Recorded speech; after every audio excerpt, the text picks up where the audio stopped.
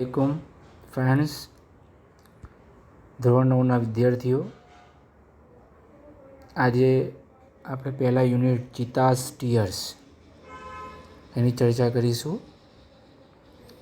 તમે જુઓ, ચિતાસ ટીયર્સ એટલે કે ચિતાના આંસુઓ. આ એક સરસ મજાની વાર્તા છે. It's a very nice interesting story.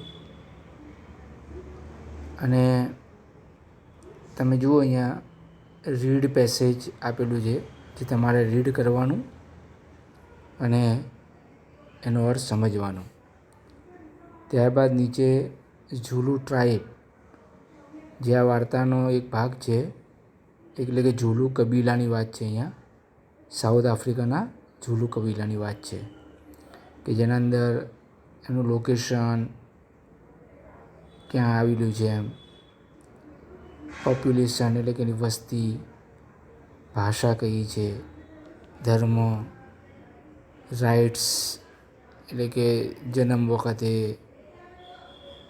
Marriage અને મૃત્યુ એ વખતે એમના રિવાજો કયા છે. રાઇટ્સ એટલે અહીંયા રિવાજો. ક્લોથિંગ, કેવા કપડાં પહેરે છે. એમાં તમે જુઓ, ગોડ સ્કિન બેન્ડ, બેડ્સ, માળાઓ પહેરે છે. ફૂડમાં શું ખાય છે, એ બધી માહિતી તમને અહીંયા આપેલી છે. તો આને બરાબર રીડ કરજો અને નીચે પ્રમાણે જે પેરેગ્રાફ આપેલો છે એવા વાક્યો લખજો.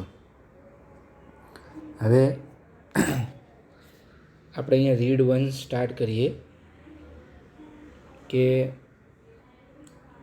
તમે અહીંયા જુઓ, long ago a Zulu hunter was sitting under a tree. His name was Eddie. He saw a large herd of deer grazing in lush green meadow. He said to himself, "These deer are really wonderful, but I have to run a lot to catch one of them. Can't there be an easy way to get one?" Suddenly, he saw a female cheetah crawling silently closer to the grazing animals. Then she leapt and caught a deer. After some time, her 2 young cubs came out of the bush. They all enjoyed their meal. Eddie's eyes brightened. They sparkled with an idea. He envied the cubs. "Can I be lucky as these beautiful cubs? They got their food without any effort. Can I have a hunter like their mother?" he thought. He decided to catch a young cub and train it to hunt for him. Then I shall only say, "Oh my dear, go and kill a deer for me." Ah, my life will be very comfortable then. He was quite pleased with his own idea. તો જો આ પેરેગ્રાફનું આપણે આ reading છે. આ પ્રમાણે તમારે આ વિડીયોને વારંવાર સાંભળીને રીડિંગની પ્રેક્ટિસ કરવાની. હવે એનું આપણે ભાષાંતર જોઈએ. પહેલાં તો લોંગ અગો આ શબ્દો તમારે નોટમાં લખી લેવાનો, જેનો અર્થ થાય ઘણા સમય પહેલાં. અ ઝુલુ હન્ટર એટલે કે ઝુલુ જાતિનો એક શિકારી, hunter, was sitting under a tree, ઝાડ નીચે, અંડર એટલે હેઠળ, ઝાડ નીચે બેઠો હતો. હિઝ નેમ વોઝ એડી, તેનું નામ એડી હતું. તો હવે એડી કોણ હતો? તો કે Eddie was a Zulu hunter. What was Eddie એવો સવાલ પૂછાય તો આપણે લખવાનું કે Eddie was a Zulu hunter. હી સો, સીનું ભૂતકાળનું રૂપ છે, જો અહીંયા saw. He saw a large herd of deer. પ્રાણીઓનું ટોળું હોય એને હર્ડ કહેવાય, અને માણસના ટોળાને ક્રાઉડ કહેવાય. આવા જુદા જુદા શબ્દો આવે છે. તમે જુઓ અહીંયા, he saw a large herd of deer. તેણે હરણાઓનું એક મોટું ટોળું જોયું. Grazing in lush green meadow. Grazing એટલે ચરતું જોયું. લશ ગ્રીન મીડો એટલે કે ઘાસના લીલાછમ ઢોળાવો પર એણે હરણાઓનું એક મોટું ટોળું ઘાસ ચરતું જોયું. He said to himself. તે પોતે બોલ્યો, પોતાની જાત સાથે વાત કરી, એમ સ્વગત બોલ્યો. These deer are really wonderful. આ હરણાઓ ખૂબ જ સુંદર છે. But I have to run a lot to catch one of them. પણ મારે એમાંથી કોઈ એકને પકડવું હોય તો ખૂબ દોડભાગ કરવી પડે છે, એટલે કે મહેનત કરવી પડે છે. Can't there be an easy way to get one. કોઈ એવો સરળ રસ્તો નથી કે એક હું કોઈ પકડી લઉં. કહેવાનો મતલબ અહીંયા એડીને મહેનત કરવી ગમતી નથી.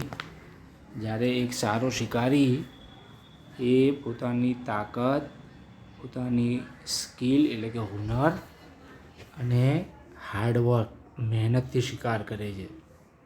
જ્યારે અહીંયા એડી એવું વિચારી રહ્યો છે કે એને બેઠા બેઠા ખાવાનું મળી જાય. સડનલી, આ એક શબ્દ પણ તમે લખી લેજો. સડનલીનો મતલબ એકાએક. જો કેટલા શબ્દો થયા એ જોઈ લો, પછી હું તમને એ અંડરલાઇન કરીને, એ શબ્દો અંડરલાઇન કરીને પણ હું એની જે કોપી મૂકીશ. સડનલી, એકાએક, he saw a female cheetah crawling silently closer to the grazing animals. એકાએક એણે જોયું કે એક ફિમેલ ચીતા, એક માદા ચીતા, ક્રાઉલિંગ એટલે ક્રાઉલિંગ કે તો પ્રાણીઓ જે હોય એ અવાજ કર્યા વગર પેટે ઘસડીને ચાલે એને ક્રાઉલિંગ કહેવાય. નાનું બાળક પેલું ભાંખોડિયા ભરે ને એને પણ ક્રાઉલિંગ કહેવાય. સાયલેન્ટલી, ધીમે રહીને. ગ્રેઝિંગ એનિમલ્સ એટલે ચરતા પ્રાણીઓની નજીક ગઈ. Then she left and caught a deer. ત્યારબાદ એણે એક કૂદકો માર્યો. લેફ્ટ એટલે કૂદકો મારો. લીપનું ભૂતકાળનું રૂપ લેફ્ટ છે. એન્ડ કોટ અ ડિયર અને એક હરણને પકડી લીધું.